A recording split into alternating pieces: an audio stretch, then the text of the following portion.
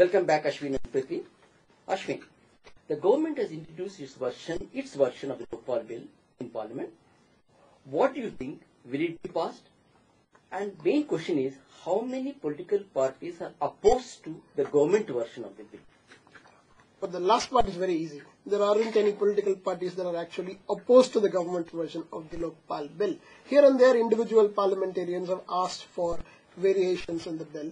And our own independent member of parliament, Mr. Chandrasekhar, has put forward the Lokpal bill itself as an alternative in the Rajya Sabha. As a general rule, the political class prefers the government's version of the Lokpal bill. And this is for a very simple reason. It's a dilute bill. It's unlikely to do much to tackle corruption in the country. It will allow things to go on more or less as they are. And this is the version that this bill has been introduced. Now, the government would like you to believe all sorts of other things. But one thing I will say about the Lokpal bill introduced by the government, whatever you may say about the India Against Corruption campaign, we have stated our position publicly. We have articulated why we prefer certain versions of the law, and we have defended this in logic that we have developed for it.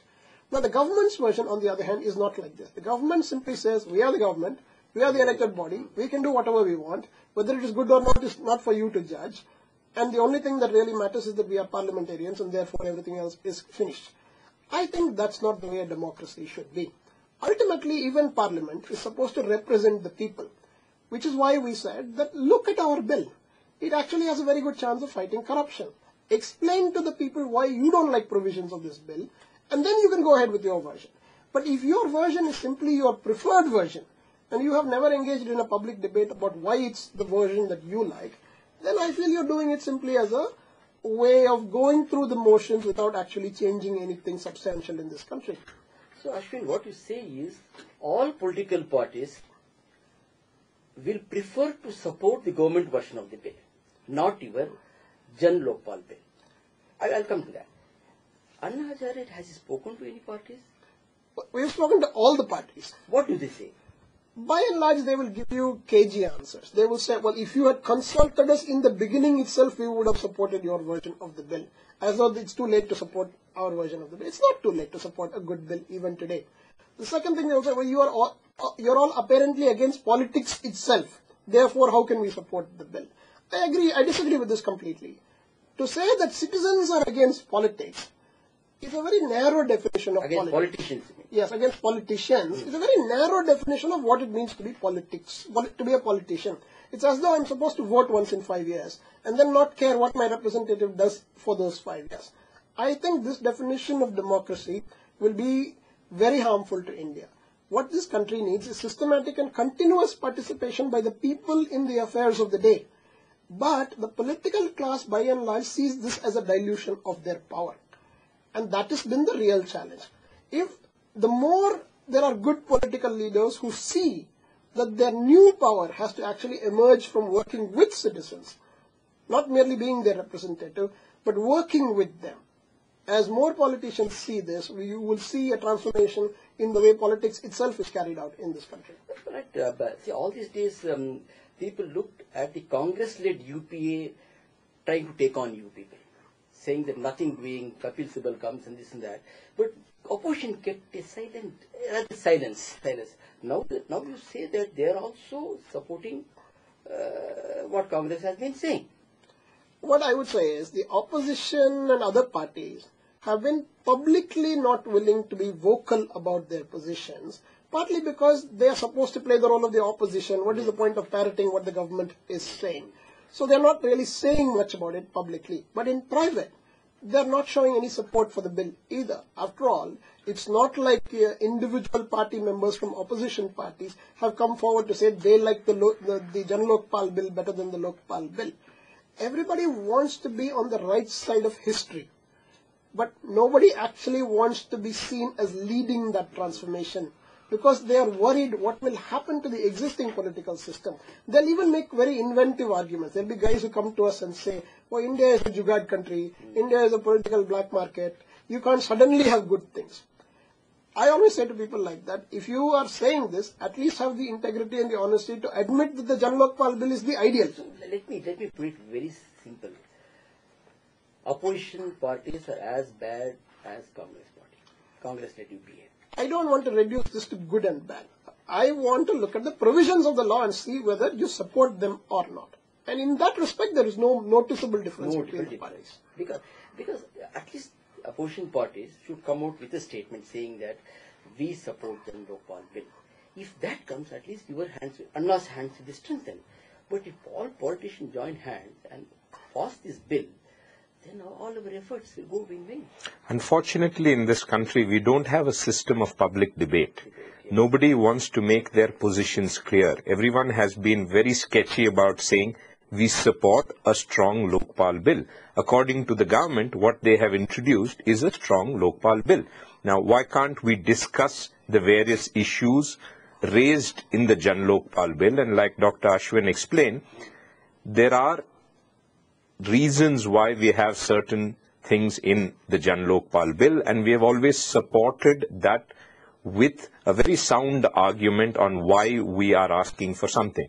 Why can't we have the same kind of arguments in a public space on this bill by the entire parliament? I mean, it does not let them have, whether it's the UPA or any opposition, let them debate these and let people decide on whether there is any support from a political party or not. In fact, I think it's very important that people see this so that by the time we have elections next time, people truly understand whether their elected representative is truly representative. Thanks, Prithvi. Ashwin, one more question which I want you to explain to the listeners, for the benefit of our listeners. What, according to you, are the negatives in the bill? Is it just that the PM is out of purview? Actually, having the Prime Minister or the judiciary out of the purview of the bill is not a major issue, in my opinion. There are two things that are really major issues and one other that is necessary. The two major things are, number one, any bill on corruption must apply to everybody who is the subject of an investigation. It cannot be that you say, oh, some officers in the government are covered by the law, but others are not covered by the law. When there is a crime, the investigation should lead wherever the evidence points. Therefore, we want every single official to be covered. This is non-negotiable. The second thing is that we have always said we want a law that is uniformly for the central government and for the states. The government's version sets up a Lokpal in the center, but there are no Lokayuktas in the states empowered by similar legislation. Now, you can always say that nothing stops the state governments from creating their own Lokayuktas Act. After all, Karnataka has a reasonably good Lokayukta Act. But we think that's a much slower process. The Right to Information Act, for example, was created as a national law applicable at state as well as center. And we want that model to be followed so that the Lokpal bill also becomes an anti-corruption law that is applicable across the whole state, across the whole country at all levels of government. These are the two major issues. The third thing, the third thing from a functional point of view is to integrate the multiple investigative agencies. The CBI has an anti-corruption wing. You have a vigilance commission. What we are saying that for all these bodies to work effectively, they must all be under the control of the Lokpal.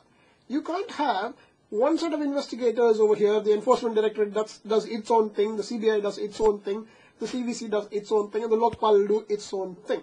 The Lokpal must be a body that brings together these multiple threads of investigation so that wherever an investigation leads, whether it is financial, whether it is motivated by other factors, there must be suitable ways of continuing the investigation within the ambit of the Lokpal itself.